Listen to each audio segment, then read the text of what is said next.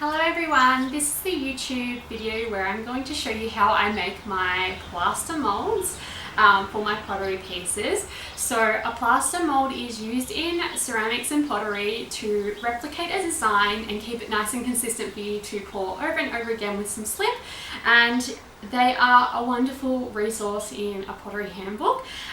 So this YouTube will walk you through how I sort of do it and give you some tips and tricks that I've learned from other YouTubes, other potters, and things I've learned along the way. The way this video will work is I'm going to show you the materials you need. And it's best to do your own research on these materials, because you might find that something's not available where you are, or you might find that you find another material easier to use for you, or a more affordable option, or a more expensive option that does all the bells and whistles, whatever it may be. But I'm going to run through all the materials I use to bring the molds to life. I'm then going to show you how to set up for mold making, and what gear you need to actually set it up, which is pretty much on the table already. And then I'm actually going to make the molds and show you what they look like, and hopefully if the video is not too long I can squeeze in showing you how the molds go at the end, given that everything goes to plan. So buckle in and enjoy.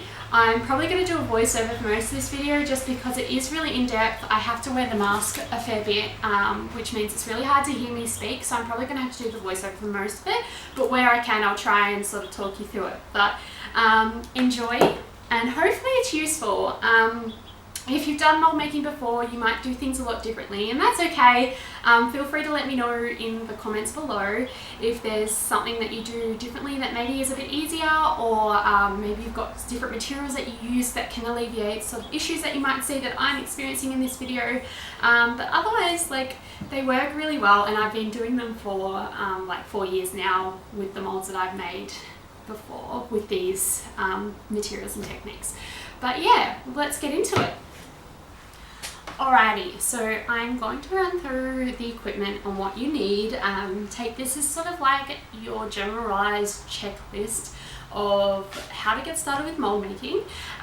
So first off, I have some clay that I use specifically for mold making. Usually it's just crappy clay that I don't want to use, recycled clay, anything that you don't care much for. Don't use your expensive porcelain or your really gritty raku or anything like that.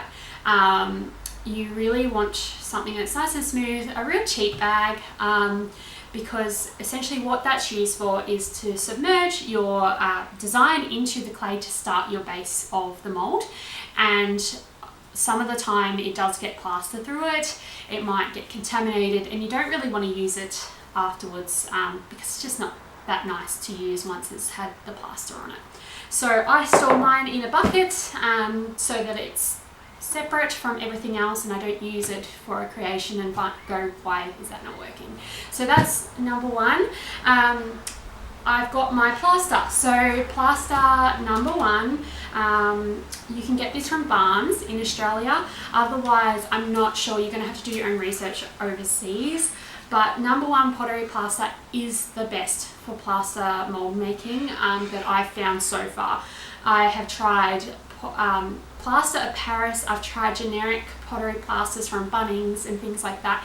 They are cheaper, but in the long run they wear out quicker, and sometimes they bubble and they just don't have the fine grit and surface area finish that the pottery plaster number one does. So I definitely recommend investing in this if you are going to do plaster molds, but if it's your first time giving it a go and you want to sort of do it on the cheap, Bunnings do have some sort of plaster pottery mold making plaster available. I have here some boards that are made from plaster. This is like a plaster sheeting that you can get from Bunnings that I've cut to size. I actually use these. These aren't necessarily necessary, but I use these to actually set my mold on it so that when it's setting I can move the mold around the studio so that I'm not sacrificing whole space for a week whilst I let them set. I've actually got them so I can move them around. Plaster is just because it releases the water and the clay from it, and it's easier to clean for me.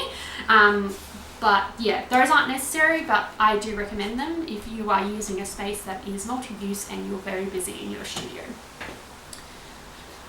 I have cuts of wood. Now this is just like an MDF or a ply. You can get this from any hardware store and you can get it cut to size. If you are in Australia, you can take your measurements into Bunnings and they can cut it for you, some pieces of wood for you. But these are for actually creating your mold shape. So you put those to make the shape and then it sits inside those.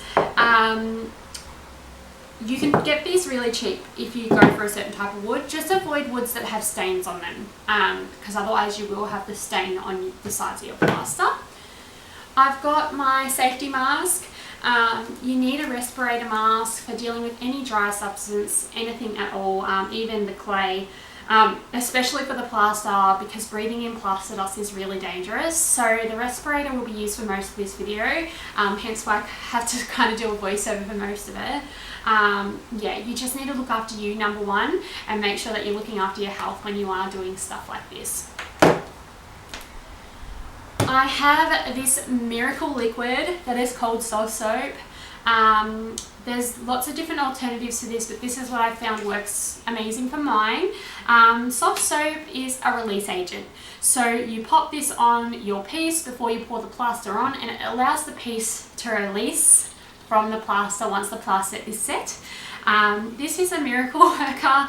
I've made molds without this before, and I have spent hours trying to get my piece released from the plaster by dunking it in water, letting it soak in water overnight, just so that the water will sort of like slink into the mold to release it. So this just saves so much time. And with that, I have two paint brushes that I use specifically for that releasing agent, just because the releasing agent is quite waxy and oily, and you don't want that contaminating with any of your other really precious brushes. So I've just got two daggy brushes that I use to apply that. And then I've also got a variety of clamps, and the clamps are for holding the bits of wood together nice and tight, and that's so that the plaster doesn't leak out the sides, but I'll show you how to prevent that anyway later on in the video. And of course you want to make sure that you got your pieces that you want to make into a mold.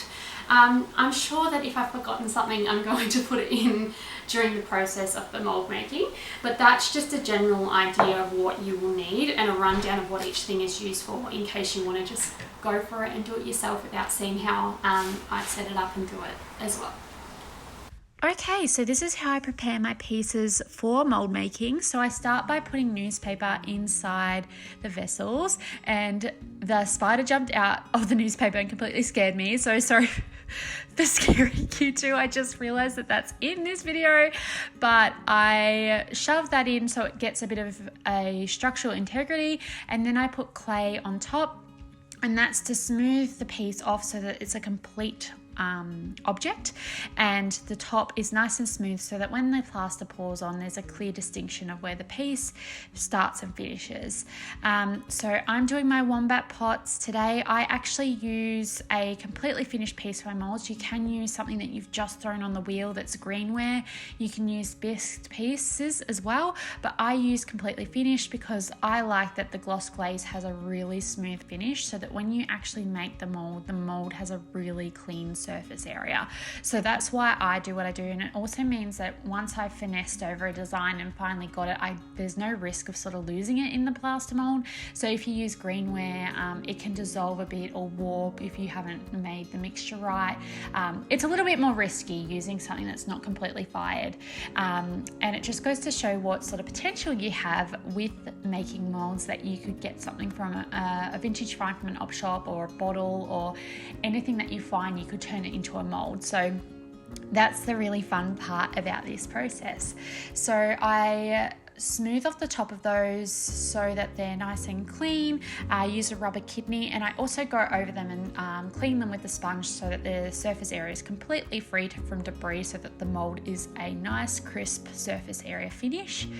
I then get those boards that I showed you in the supplies and the clamps, and I start setting up the box that I'm going to use as my mold setting spot.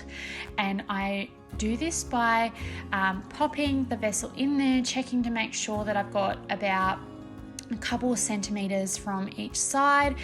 You want a bit of depth from your mold to your wall so that the plaster has room, that it's not going to crack and break if it's too thin, enough room that it's going to absorb lots of moisture, and just a general area that it's not going to break easily once it is finished. So I double check that again and again just to make sure that it's the right width, depth, length, height, all of that, and make sure that everything's all set up before I start positioning the wombat in there. The next step is then to position the piece. So there's two ways you can do this. You can get a slab of clay and cut out what your piece is going to be and put it in there, but because my pieces are a little bit unique and a little bit odd, I do this method. So this method is sort of similar to what I just did to the wombat to give it some structural integrity, is that I get newspaper, put it in position so that it gives some padding, and then I go in with clay on top to make a flat surface. It's almost like you're sort of creating one half of the mold with clay that acts as just like a fake half, if that makes sense. So you're sort of making a fake half of the mold, which will just act as sort of like a mold for your mold. And then you'll go back through with the plaster and make the second half, which I'll show you in a second. So this part is the longest part of the whole entire process. It's making sure that you've got a good base. Having a good base to start with means that your whole mold will come out amazing. It means it'll be nice and smooth. It'll have a lovely surface. There's just so many pros about working really hard on a base. It's kind of like anything. If your base is good, your whole results will be amazing. So once that base is done, I go into the mold and I add clay to the seams, so the corners there, so that means that if there's any leakages, that'll catch it before it leaks. And then I add my pouring spout. So this blob of clay is where you will then it's kind of a bit hard to explain, but this ball of clay is where you will pour the clay when the mold is done. If that you're going to have to see at the end if that doesn't make sense, but you're just sort of giving yourself a pouring spout. You're building a pouring spout with the clay as to where the clay will come in. I don't know how many times I can say clay in that sentence, but that is what I'm doing there. And then once that is all set and ready to go, I get a tool and with like a round edge, and I mark out where my registration marks are going to be. So registration marks are where the mold will connect. So you only have to do this on one half, because when the other side of the half gets poured, it will match up with that registration mark, and it just sort of acts as an interlocking device so that when you're actually using the plaster mold, it sort of locks together with your rubber band and holds in place. So I'm adding that the soap now. So this is the releasing agent, and this will just make sure that when it's set that the plaster releases from the piece. Okay, now it's time to measure out all the ingredients and make the first half of the mold. So I do this by first measuring out all the wet ingredients, so measuring out all the water into a bucket, and then I do all the dry ingredients and measure those all out, and then I pop them together at the end once they're both measured together. I do this because plaster sets really quickly, and you want to make sure that you're being as efficient as possible for that time that the plaster is mixing with the water. Make sure you wear your respirator mask whenever you're handling the plaster, even when you're getting the bag out from the area, because it can have dust residue that blows up. So make sure you do have your mask on. I'm actually using another Potter's ratios because they are excellent and I've loved using them, and I've tried so many things, and this ratio is the best that I've loved to use, and that's by Jenny Ridgekay. I've definitely pronounced that wrong, but I've put their details below. They have amazing mold making tips and tricks that I've adapted to my own mold making journey, and I recommend following them checking them out if you're wanting to learn more. Like, don't just base your experiences off this one video. There's so many ways to do it. Once the plaster is mixed up, you can see there that I use a metal kidney to scrape the bubbles off the top. I actually don't use alcohol spray because I just have never bought it, and I've just found that this method works fine for me. So alcohol spray does work to dissolve some of those bubbles. I then pour the plaster into a smaller jug, gently pour it into the mold, and then once that is poured in, I gently tap the sides. It looks really aggressive in this video, but I gently tap the sides to raise any of the excess bubbles up to the top, and then I go back in with that metal kidney and scrape off any of those excess bubbles that have risen from all that bumping and vibration movement that I've caused, as well as a pin needle tool for those really stubborn bubbles. Plaster starts to set as soon as the liquid touches the dry ingredients, so you have to work really quickly to remove those bubbles and to make sure it's all set up properly. The way it sets is in the first 15 minutes you start to see a layer of liquid on the top, and then after that 15 minutes it will start to solidify. It will then go warm to touch. You will feel it is hot to touch, and then after that process, once it starts to cool down, that's when you know it's starting to cure, and pretty much once it's room temperature, that's when you know it's set.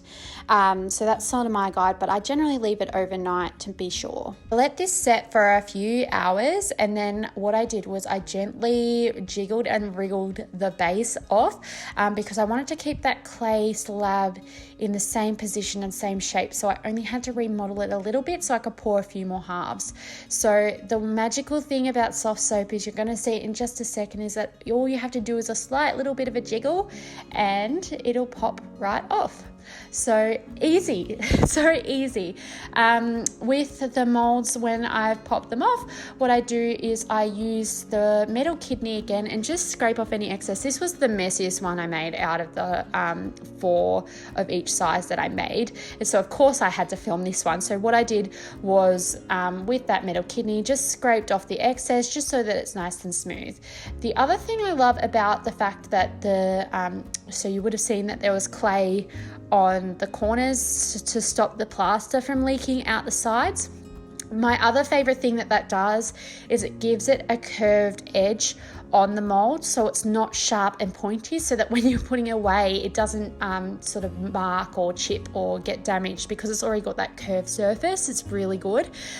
So that's another plus bonus of doing that tip to stop the plaster from leaking, but it also helps the finished result of the mold. So now it's time to make the second half of the mold. So make sure you keep that clay base. If you do want to make a couple, you can always use the next plaster half as your base too, now that you've got a base sorted, but I just used the clay one because I've already spent hours working on it. So now that you've got your first half of the plaster, I go in with that plaster clay again, so the used clay that I've used for plaster molds, and I just seal up the edges between the plaster mold and the piece, and this is just so no plaster leaks into the other side of the mold, sort of jamming it on the other side. So what can happen is it can kind of like leak under into the mold and kind of get your piece stuck on the side that you've already made. So that's why I add the clay there, and then I add the pouring spout again. You don't necessarily have to do it like raised on the other side, but I do anyway, because I like having a big wide pouring spout, because it means that the pieces can get a little bit more airflow in them and dry a little bit better to how I work in my studio. But you can make your pouring spout however big you like, or however you like to work in your studio. So I gently add that, and I just make sure it's really pressed up against the plaster, so again none of that plaster that I'm about to pour in there leaks. And I do the same strategy that I did before, just with the plaster as the base instead. So I add the wood, I add the soft soap, I make sure that the clamps are really tight, so tight that you cannot clamp them any further. And I didn't mention that earlier, but it's kind of given with the clamps that you want them as tight as you can, so it gives this suction seal from one piece of wood to the other, so that it's just like the pressure of it is so strong that your plaster doesn't leak. It can still leak, You just got to watch it. It can still happen with this method. It's not foolproof, but I've never really had anything leak, but I have seen other potters do this method and it's leaked. So it's just best to watch it when your plaster's still wet, and to patch it up or try and figure out where the leak's coming from so that you can stop it from happening in your next pour. So I'm just sealing it up with the clay. I'll add the soft soap and then I add the plaster again. But one thing to keep in mind when you are making your base mold is, these are mistakes that I've made, is the first wombat one I didn't put it symmetrical into the clay base. So what I mean by that is that I put the ears kind of sitting more deeply into the clay, which then meant that the piece actually got stuck. So just make sure that you are really putting it in symmetrically into your clay. It kind of makes sense that you would do that, but because my wombats actually have the ears more forefront, so they're more forward than in the center, I was trying to make it symmetrical in the mold instead of making sure that it was symmetrical on the ears as well. So that's probably really hard to visualize with how I've explained it, but just making sure that it's a direct half of each side of the piece that you're molding. Another thing is with the wood bits, make sure that they are square and that they are upright and perfect. You can use like a square from Bunnings or a level, and this is just so that your molds don't rock and wobble on your table. They are a complete square, they are nice and flat, because you do not want a wobbly mold. I've got 3 wobbly molds and they are very annoying to pour, so just take it from me to make sure that your pieces of wood are square. Okay, pouring the plaster up for the other half, and I let it set again for a few hours, and here is what it looks like. So I do the little bit of cleaning and I do a bit of jiggling and wriggling to get it apart, and it literally just pops out again, which is so wonderful and fantastic. Makes my life a lot easier. And then I clean all the pieces up. I clean my platform that I've been working on and just make sure that my space is all tidy, and then I do the final check to make sure that they fit. And now it's time to test them out after waiting 2 weeks for them to cure. You don't necessarily have to wait 2 weeks, but I'm just super pedantic on making sure that they're super dry, so that when I do this test pour, it is the best results that I can get for the first pour. So I poured these up gently, and I could tell they were working straight away because it already started forming a shell, so I knew that these were going to be fine. There was no leaking evident. Usually you'll get leaking from the base or the sides, so there was none of that out of these molds, which makes me super happy. And then they were ready to open.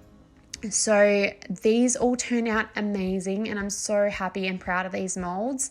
Something that I didn't mention earlier in the video is that when you are choosing a masterpiece, so the piece that you're making the mold from, make sure that it is bigger than the size planned you want from the mold.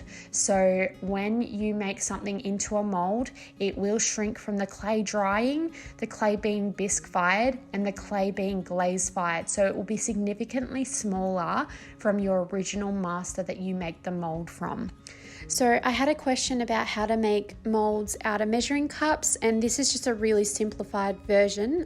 There's a lot more mathematical equations to go into it, but the way you would work it out is figure out which clay you're going to be using in your molds, work out what the shrinkage rate is, and just say, for example, it's 10%. Instead of making the pieces the normal size that you're going to master from, you make them 10% bigger, so that by the time it shrinks in the mold and is fired and complete from pouring them in the mold, they are the correct size. There's a lot more to it than that, but that's just sort of a simple way to explain the shrinkage and how to accommodate for that. Now it's time to show you the finished result of what I've made from these molds in this video, as well as the master molds and how they look after the mold making. So another reason why I like working with finished pieces is they are a solid ceramic and don't get damaged in the process, or there's very minimal damage. And I'll explain a bit more about what I mean by that. So when you use clay to mold from, sometimes your item can dissolve, so by the time you get up to your second half, the piece has changed shape, it's warped, it's dissolved, or just changed in general from the moisture of the plaster. when you use something that's bisqueware, it's not as strong, so when it gets stuck, or if it gets stuck because it might not be completely symmetrical in the mold, it's a lot easier to break than a fully fired piece. You're most welcome to do either way, but I've just found that if I have the finished piece, I can at least carve the plaster away and not damage my original master and get it out and give it another attempt from that piece, rather than losing my whole original work in the first place. So that's why I like working with that. You do run into times where there is damage, and my saddest damage moment with a plaster mold was I lost my kookaburra piece, and that was really heartbreaking. I still have it in my studio as a little reminder of my mistake. So essentially what happened was I wanted to make the kookaburra into a mold, and I wanted to use this 2-piece mold method. This whole video has been for a 2-piece mold. There's different types of molds you can make with different materials, but this has been for a 2-piece plaster mold. My kookaburra probably should have been a 3-piece mold, and that's because the tail had all these raised feathers and burrs that got caught in the mold when I tried to pull it out of one of the halves. So learning from that, I will do the kookaburra again. I will make another one so that I can make a mold from it, and I will either try and figure out a way to incorporate the tail in a 3-piece mold, or I will look at sculpting clay over the tail so that when it gets molded, it's almost like a blank design tail, and I'll carve it in later. I've done this before with my echidna molds. So what I did was I put some clay around the noses because I was worried that they weren't completely symmetrical and they'd get lodged inside the plaster mold and wouldn't come out. So adding clay to some of those little details can actually allow them to come out, and when they come out of the plaster mold, you can just do some additional sculpting to get them the right way before you add that clay to your original master.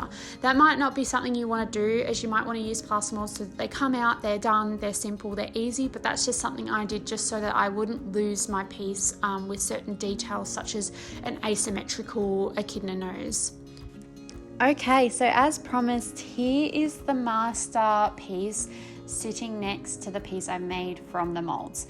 So there's quite a difference in the sizing. You can see that the circumference is a little bit smaller, as well as the height is a little bit smaller. So that's just another sort of acknowledgement to make sure you're aware that your piece will shrink. It will be a different size. So if you wanted a certain size, make sure you make it that little bit bigger and do the calculations based on what clay you're using to make sure it's the right size. So I'm just showing them off to show you that there was no damage to the original piece that went into the mold. It's still good. I pretty much keep my masters on my shelves for me to make more molds down the track. In case my molds get damaged down the track, I can make new ones. So I keep my masters. I never sell the master designs that I've handmade in the studio. But yeah, this is pretty much just a run through. I also wanted to show you the other pieces I've made from molds, just so you can see how different shapes and sizes have shrunk and changed. And it's also a good look back at all of my art style and how it's developed over time. So this is my medium-sized koala, and then I've got the mini koala, which actually was mastered off my very first koala design. So I've definitely adapted and changed over time, which is really amazing to see and impressive in this video. I really love mold making. I think it's a really great way to replicate your designs and keep them consistent, especially if you're planning on wholesaling. It's really good to have a reliable and consistent measurement and product. But again, all forms of pottery are wonderful and so great to use and a great skill set. I hope this video was helpful. Let me know what you would like to learn next in the comments, but thank you for watching.